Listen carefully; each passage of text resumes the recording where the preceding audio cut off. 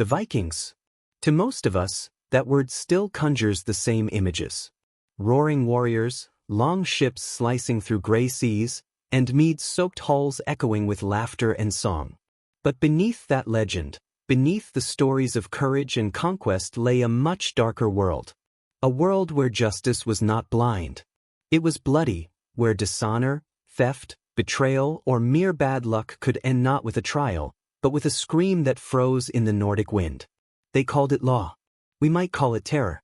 Some of these punishments are recorded in Icelandic sagas, others in medieval chronicles, and a few are hinted at in bones unearthed from burial mounds. But all of them tell us one truth. In the Viking world, death was not just about ending a life. It was about making an example. And tonight we descend into that world. The 7 most horrific execution methods of the Viking Age. The first comes straight from the sagas themselves, whispered in half-belief. The Blood Eagle. It begins with betrayal, often of kin or king. The condemned is dragged to a flat stone, face down, arms spread wide like a bird about to take flight. The executioner's blade splits open the back, carving through ribs from the spine outward. Then, with almost ritual precision, the ribs are pulled apart, peeled back to resemble wings. The lungs are drawn through the openings, 2 pale, trembling things.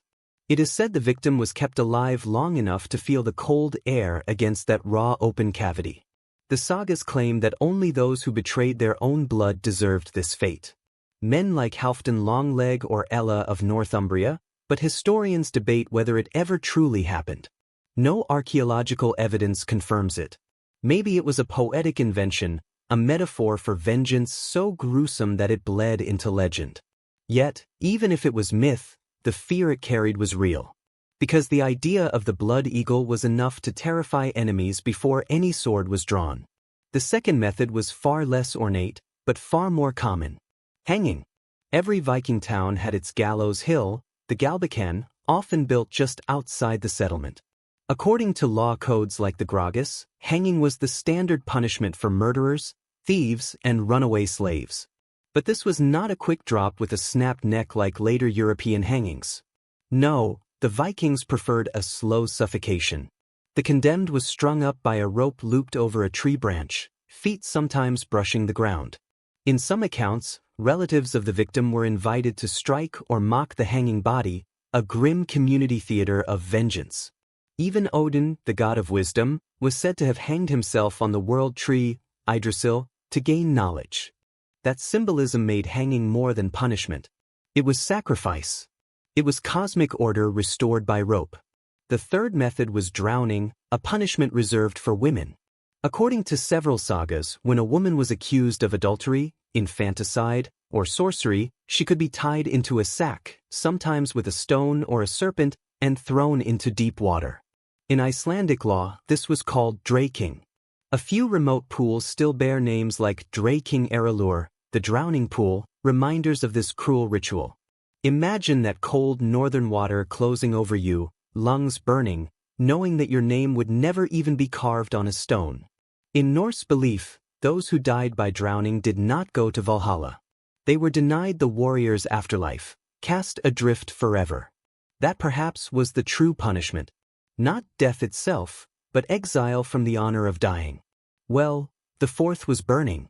Arson was a crime of passion in Viking society and often punished in kind. The Nile saga tells of houses set ablaze with entire families trapped inside. Vengeance turned into inferno. Sometimes those convicted of treachery or witchcraft were bound inside wooden huts or ships and burned alive. One chronicler wrote of a condemned sorcerer whose screams echoed across the fjord until the roof collapsed. Archaeological layers at Borg and Kaupang show traces of charred human remains mixed with collapsed domestic structures, possibly executions by fire. Whether sanctioned by law or fueled by mob rage, fire was cleansing, final, and public. The fifth, and perhaps the most psychologically cruel, was exposure. To be outlawed in Viking society was worse than to be killed. The OT-legged meant you were cast out beyond the protection of law. Anyone could kill you and no one could avenge you. Sometimes the condemned were stripped, branded as outlaws, and left in the wilderness to die from wolves, cold, or starvation. There are sagas where exiles wander the snow-covered highlands, hearing the distant howls of animals as the night closed in. Some even begged for death rather than that slow fading into nothing. Exposure was not just execution. It was erasure. The sixth was beheading, swift, efficient, but never merciful. The Vikings considered decapitation a noble death, usually reserved for warriors or highborn offenders. In some graves, archaeologists have found skulls placed neatly beside the torso, a sign perhaps of execution. But even here, there was theater. In one saga, a woman named Iud insisted on watching her husband's beheading to ensure it was clean. The executioner raised his axe, the edge flashing in torchlight, and the head rolled into the dirt. The Norse saw the head as powerful, capable of speech after death, a vessel of identity. The idea of separating it from the body carried both reverence and dread. And then there is the seventh, a punishment so vile, so degrading that it barely made it into written record. Impalement. According to some medieval sources, particularly Adam of Bremen and later Saxo Grammaticus, impalement was known among northern tribes for traitors and oath breakers. The condemned was forced onto a sharpened stake which was then raised upright. Death could take hours, sometimes days. Modern historians argue whether this was truly Viking or a later Christian embellishment meant to depict pagans as savages, but skeletal evidence from certain Swedish bogs, pelvises pierced by wood fragments, suggests it may not have been myth after all. So there you have them. 7 deaths across a single culture, each with its own logic. Blood eagle, hanging, drowning, burning, exposure, beheading, impalement. But the deeper question is why such cruelty? Some historians like Neil Price argue that Viking punishment was not senseless brutality, it was symbolic. The body was seen as a message. A hanged man reminded others of Odin's sacrifice. A drowned woman cleansed the sin of forbidden power. A flayed or impaled traitor declared that betrayal cut deeper than flesh. Every act of pain was also an act of storytelling. We tend to imagine Vikings as one people, but their world was vast. From Iceland's isolated farms to the bustling trade ports of Denmark and Sweden, justice in one place might mean exile, in another, death by fire. Their laws evolved with time. What began as vengeance became ritualized punishment. Even the sagas written centuries later blurred fact and legend until cruelty took on the weight of myth. What is fascinating and disturbing is how these ancient methods echo across time. The blood eagle may have faded into metaphor, but its spirit lingers in the way power performs punishment even today, public, theatrical, meant to send a message.